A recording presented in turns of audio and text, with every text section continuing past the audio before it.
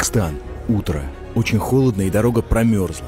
Вроде обычная степь, а кажется, земля как будто выжжена. Это крупнейший ядерный полигон СССР, Семипалатинск. Трава желтая, жухлая, как сено, как будто из-под земли вырастают уже высохшие. Со всех сторон траншеи, как будто землю вскрыли большим консервным ножом, и какие-то куски бетона. Заезжаем на холм, и тут бункер. Причем такой жуткий, как будто прям в него прилетела ядерная ракета. И все в щебень. На самом деле здесь находился командный пункт для управления подземными ядерными испытаниями Советского Союза. Внутри какие-то жгуты, трансформаторы и надписи, от которых становится еще холоднее. Здесь ядерные бомбы взрывали, а на стене написано «Уходя, сдай помещение». Как будто ничего особенного, как будто так и надо было. Как будто в столовой, знаете, просят вас поднос за собой вынести.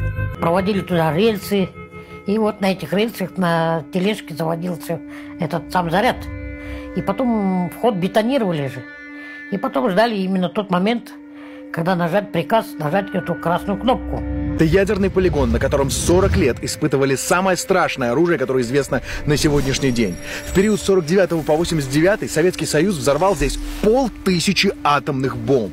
Советские умные ученые занимались тем, что подробно исследовали, как ядерный взрыв будет разрушать города. Реально специально возводились постройки, здания, вырывали станции метро для того, чтобы выяснить, как это все будет разрушаться. Ученые делали выводы о том, как будет погибать человек, в каком радиусе будут гибнуть люди, в каком радиусе будут слепнуть люди, в каком радиусе будут рождаться люди с мутациями, причем много-много лет. Все это собиралось, анализировалось, а потом, судя по сегодняшним событиям, все эти данные просто взяли и послали в жопу и забыли. Но сегодня я познакомлю вас с теми людьми, которые не забудут этого никогда. Они видели эти ядерные взрывы своими глазами и своим здоровьем заплатили за эти испытания, которые все-таки должны были нас чему-то научить. Карибек родился без рук. Его родители были облучены радиационным облучением во время испытаний на Семипалатинском полигоне. И Карибек считает, что ему еще повезло. До меня у моей матери было...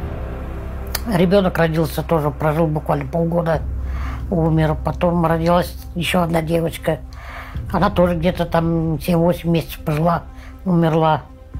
Вот. И когда после 2 смертей родился я, без рук, для нее, естественно, это было тяжело.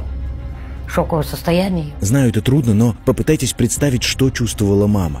Ты носишь малыша 9 месяцев, ждешь, придумываешь ему имя, а потом после тяжелых родов тебе показывают малыша, родившегося без рук. Когда ей показали меня, она не могла подойти, для нее это был шок. Вот, и врачи, когда увидели, что мать страдает, вот, они вызвали отца, сказали, вот, что 1 укол и все, и чтобы ни мать не страдала, чтобы ребенку в будущем было, не было тяжело. Только согласие отца хотели. Вот. Ну, отец рассказывал потом, что когда я подошел, говорит, к тебе, ты там лежал уже, дрыгал своими ножками, говорит, и я сказал, нет, я заберу их. И он нас забрал домой с роддома. С тех пор прошло 54 года, и Карибек научился своими ножками делать практически все. Надо включить свет в комнате, поесть без ложки или вилки вообще без проблем. Смотрите, какая идеальная у него коробочка под рост Карибека. Пельмени с тарелки залетают только так. Бек помнит свое детство. В деревне ребят с отклонениями рождалось очень много. Без рук, с плоскими головами. Все они жили на окраине того самого Семипалатинского полигона. Первый радиус взрыва 100 километров, это взрывная волна, которая шла по земле, идет. Это вот самая первая мощность вот этой взрывной волны, естественно, шла через наш район. Я говорю, мы часто вспоминали, просыпались, люстра раскачивалась, гремела посуда в шкафах. Вот, и это было, конечно, мои родители, они были живыми свидетелями. Моя мама когда-то, она была еще девочкой, пасла телят.